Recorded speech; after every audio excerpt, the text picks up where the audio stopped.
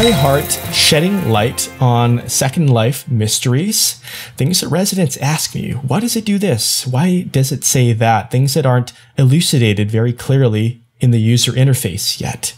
And one of the ones I get asked about often is, why do certain objects, like this cart here, right in your library, everyone can access this, why does it show the creator is unknown?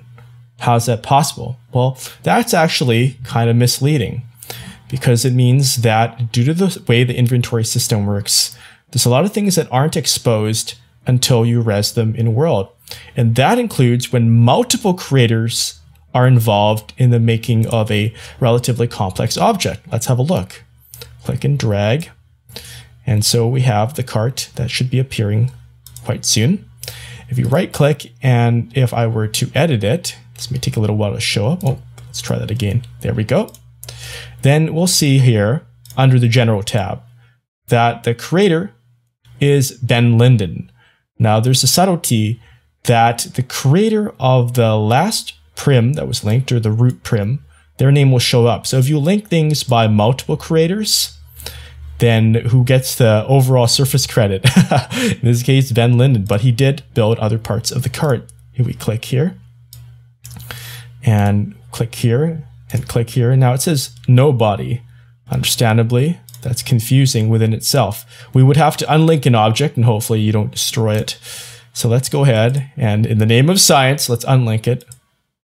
And now we don't have to edit link. Now we can click various parts. Let me click off and click back on. You can see these different parts, all made by Ben Linden. All right. However, if we're to edit again, and within the content, what did we see before? We saw a script like this. Well, who made the script? Right click in properties. And who does it say there? Oh, Corey Andreyka, formerly Corey Linden. So that substantiates that when multiple creators are involved in making something, even if it's linked together and ends up in your inventory, that's why it will show in properties creator unknown.